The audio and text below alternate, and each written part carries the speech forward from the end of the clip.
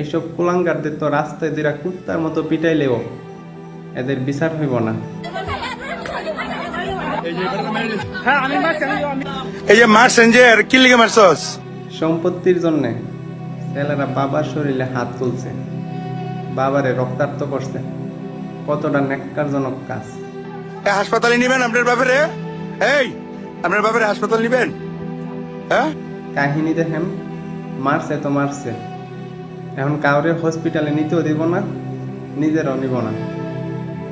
কিছু ছেলে মেয়ে আছে নিজের বাবা মার জন্য জীবন দিতে পারে, আর এদের মতো কিছু কুলাঙ্গার আছে এরা বাবা মার জীবন কায়রা নিতে পারে। এইসব কুলাঙ্গারদের তো রাস্তায় যেরা কুত্তার মতো পিটাইলেও এদের বিচার হইব না।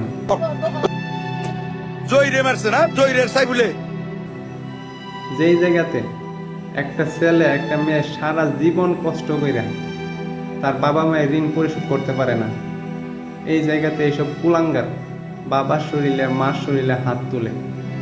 তো রিসেন্টলি এই ঘটনা ঘটে আর কি, সম্পত্তি লেগে বাবার গায়ে হাত তুলে বাবারে রক্তাক্ত করছে।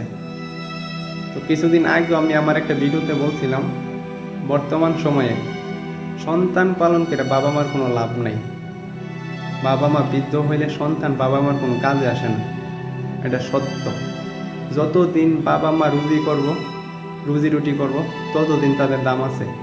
রুজি বন্ধ, বাবা অবহেলিত, মা অবহেলিত।